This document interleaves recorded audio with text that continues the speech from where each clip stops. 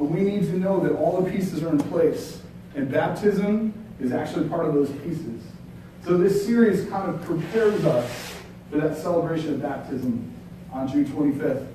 And this morning, we'll start the series, which is titled Love Like Jesus. And we're starting with this concept of lay down your life to bring life.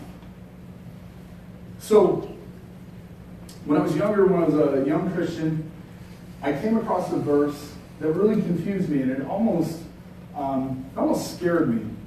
In the book of John, chapter 15, there is this kind of lesson Jesus is teaching. He says, starting at verse 5, he says, I am the vine, and you are the branches. If you remain in me, and I in you, you will bear much fruit. Apart from me, you can do nothing. If you do not remain in me, you are like a branch that is thrown away and withers. Such branches are picked up and thrown into the fire and burnt.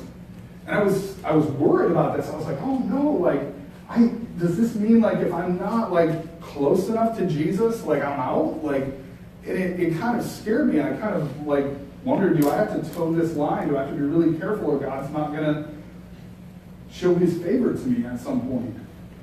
And instead, there was kind of this understanding as I got older that changed a lot of this for me. And part of it, we have a very cool thing that happens at our house. We have wild strawberries. Wild strawberries that just grow on the side of our house. And they just kind of take over everything. My wife, years ago, planted mint and strawberries. I don't know, she was probably infusing water and just decided, all those things are good. So these strawberries just kind of took over, and they just started growing around the side of the house even, and they're just everywhere. And I get so excited during this time of year because I start seeing these little tiny white strawberries start to get lush and red. And if I get to them before my dog does, they get chopped up and they get put on ice cream. And that makes for probably the happiest time during summer for me. I get very excited for that. Another thing that happens during summer, though, is I have another vine that grows. And this vine is about that thick, that big around. And it will come all the way around trees, and it will just kill these trees, literally crushing these trees. And so what I have to do is I have to go and I have to cut these as close to the root as I can so to kill those vines. Because I know in the long run they're going to kill that tree. And so what I'll do is I'll chop them down and I'll throw them to the side, let them go ahead and dry out, and then I end up burning them in a fire later on. And when Jesus uses this imagery, I see that there's value in the strawberry. Are you excited about that fruit? That fruit has something I look forward to. It has something that I'm patiently waiting for. I'm excited about. Those other vines, they don't have any purpose. To me, I just want to get rid of them. They have no value. They have no good to them. So, Jesus goes on to say, if you remain in me and my words remain in you, ask whatever you wish, and it will be done for you. This is to my Father's glory, that you bear much fruit, showing yourself to be my disciples. Such an awesome idea, that we bear fruit. We are something that God gets excited about. We are something that God just awaits to find its fullness and find its purpose and be something more. God gets so excited about that about us. As the Father has loved me, so I love you. Now remain in my love. If you keep my commands, you will remain in my love, just as I have kept my Father's commands and remain in his love. I have told you this so that my joy may be complete in you, and that your joy may be complete. My command is this: love each other as I have loved you. Greater love has no one than this, to lay down one's life for one's friend. You are my friends if you do what I have commanded. An amazing thing is that God was preparing. Jesus was preparing the disciples. Because shortly after this, he had a conversation with them that he brought it to their attention. He was going to die. He was going to lay down his life for them. He had taught them that there was no greater love. There was no greater representation than a person laying down their life. And he had shared this piece that it was this completeness of joy. It was so that we could then understand something so much bigger in our life. And oftentimes when I'm in study and I'm looking over a verse and I'm poring over a portion of Scripture, I will look to other translations rather than the one I'm used to. And I will go ahead and I will look and see how it's maybe put in different ways. And in the Message translation, it's put this way. Chapter 15 in John, verse 13 and 14. I have told you these things for a purpose, that my joy might be your joy, and your joy wholly mature. This is my command. Love one another the way I love you. This is the very best way to love. Put your life on the line for your friends. You are my friends when you do these things I command you. I did it. Our purpose would come into a fullness. That our joy would come into a completeness, a wholeness. Now, I have done one of the most difficult things of my life this past summer. I have attempted to help coach T-ball. I'll be with you. Thank you. Thank you. I'm also with you. Do you want to help? Thank you. Pastor Richard knows I will pray for, I will take video for, I will promote children's ministry. But there is somebody else that he will ask to go and help with children. So, with that being said, I know this concept from when I was young, but I see it in my son now. When you focus on something, it makes a huge difference. It makes a massive difference. And when I was little, when I was really young, I was learning to walk, I had hip dysplasia. And it was never corrected by surgery. So instead, I had bars like Forrest Gump that went down my legs.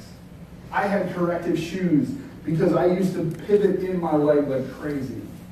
When I would walk, I looked like one of those little mechanical toys that you wind up and I, kind of one foot in front of the other like that.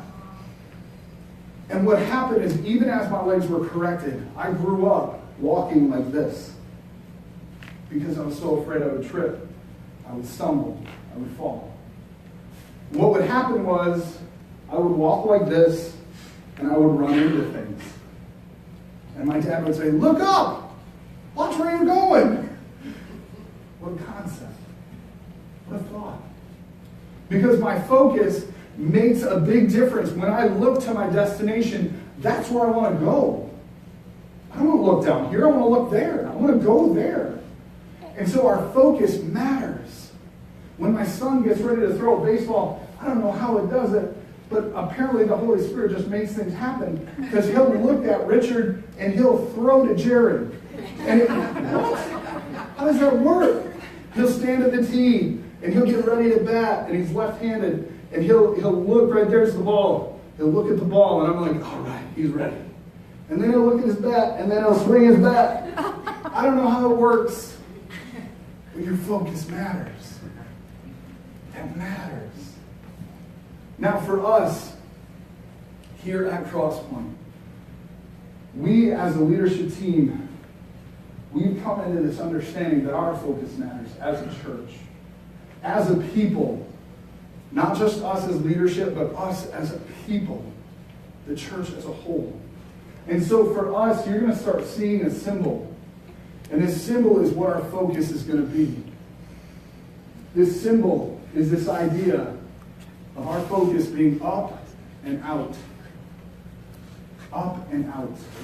And you're going to hear us refer to this often. We're going to talk about up and out. Now what this means is that number one, our focus is up towards Jesus. Our focus is up towards Jesus. You have a bad day, you have a good day, you have an alright day, you have an ugly day. You could, if you want, you could look down at your feet and you could hope in your own power that you're not going to trip, you're not going to stumble, you're not going to run into something. But I would encourage you, I would challenge you, look up. Look up. Change your focus from you, what's going on here, and instead don't rely on your own power. Because remember what Jesus has said. He had said, apart from me, you can do nothing. So, change your focus. Look up. Look up towards God. Now, the second part of that, our focus is up towards Jesus and out towards others. Back in February of this year, we had gotten together as a leadership team, and we wanted to really start to solidify and understand our vision and our mission as a church. Why do we exist? Why at some point do we not just go, hey, we love you guys, but there are plenty of churches. We're done. Instead, we decided, no, we have something very valuable and very important that God has tasked us with. Some purpose that's bigger than us. And so this piece about the idea that our focus is up towards Jesus and out towards others, it led me very clearly to God saying directly to me, what is your mission statement? Your mission statement is this: to be a people willing to lay down their lives to bring life to the community around us. To be a people who lay down their lives to bring life to the community around us. And this has such a profound, bigger meaning than just Pastor Dan, Pastor Rick, Pastor Nate, Pastor Richard. This has to do with all of us. Because we are Crosspoint Church. Not just Pastor Dan, not just Pastor Rick, not just Pastor Nate, not just Pastor Richard. We are all Crosspoint Church. With that being said, I have some index cards that I need someone to go ahead and pass those out. Richard, could I have you and Colt grab the index cards back there by Dave's little cubby there. On these index cards, what I'd love for you to do, when you think about your own life and you think about the things that God is calling you to, I want you to write down, what does it look like? How do you lay down your life to bring life to the community around you? This can be for you as an individual. This can be for you in the context of our church. All of us. And I'm excited because we're going to use these index cards. We're going to bring them kind of front and center. They're going to sit in one of those little cabinets that we have. And we're going to kind of check these off as we as a church are completing these things. Not that this is that we're bragging, but that we're looking at a very viable place that says these were steps that we took to get where we were destined to go. This is how we got there. This is how we got to up and out. And if you need a pen, I believe there's pens in front of you. So as you take a minute and you fill out the how, I'll give you some examples. I hate moving people. I hate moving myself. I hate moving others. You know what I did today or this week? I helped somebody move. Because it's a part of me laying down my life to bring life to the community around me. It might be for you, it might be you're a very busy person, but you know that there's a person in your life that needs a heart that cares and an ear that's willing to listen. Maybe you're just going to take an hour out of your week and you're going to have coffee. And you're just going to be Jesus to that person. You're going to love that person. You're going to give them attention that says, hey, I care about you. You're going to lay down your life so to bring life to the community around you. And I want for us to celebrate these things. I want for us as a church to just see how God is moving through Crosspoint Church. And I truly believe as you look at that little symbol and you think of the up and the out, I think that the piece of that cross point is when those things come together. When our focus is up towards Jesus and out towards others, I think that that completes what we are. I think that all the different things that people find valuable in church, the idea of discipleship, the idea of evangelism, the idea of worship, the idea of service, the idea of fellowship, I think all of those pieces come together when our focus is up towards Jesus and out towards others.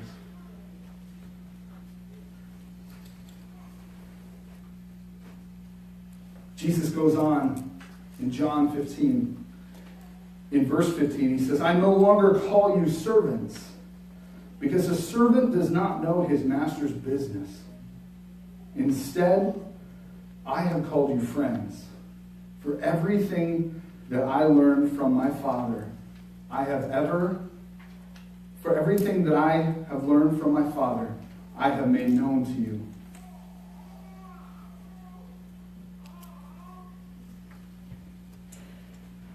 We're all a big part of God doing this. It's so much bigger than just simply the 4 people on your board of your church. It is each and every one of us taking part in that. Each and every one of us knowing the Father's business. When you're writing out on that card, that's you saying, I know what God the Father wants us to do as a church. That's you being more than a servant. That's you being a friend who's partnering with God to bring life to the community around us. I'm so excited to hear the stories of lives that will be changed and things that will be, they'll seem, there's no way that that mountain could be moved in a person's life. But God brought it to a small group of people at a church in Brooklyn, Michigan, and it changed everything. Because they were connected to a power that was greater than themselves. It was bigger than them. And God did something so much bigger than they could imagine. Now, I'm so excited for the way that this series is built.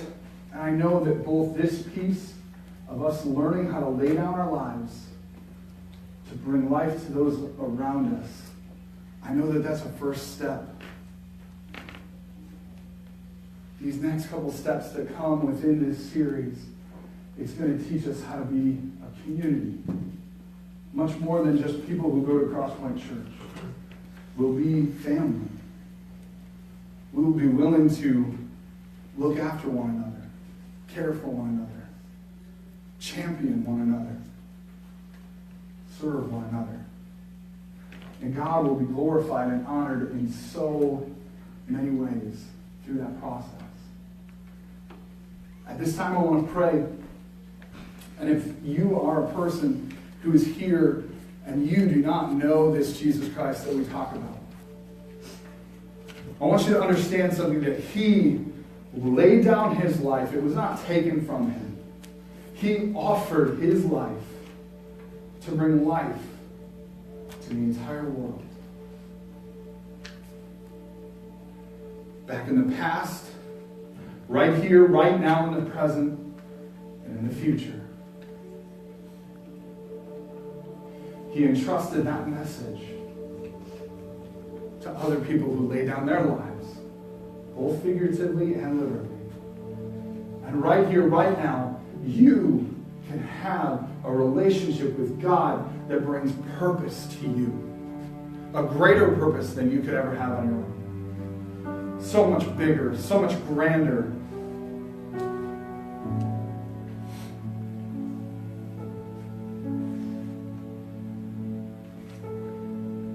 In a movie, they use the term, what we do here now echoes in eternity. This is the thing that lasts. That you can be reconciled with Jesus. That you can be forever a friend of God. If you're here this morning and you don't know Jesus Christ as your Lord and Savior, you can't say that God is your friend. I want you to know that that opportunity is completely available to you right now. And I would just ask, without anybody looking around, just to lift up your hand, because I want to pray with you.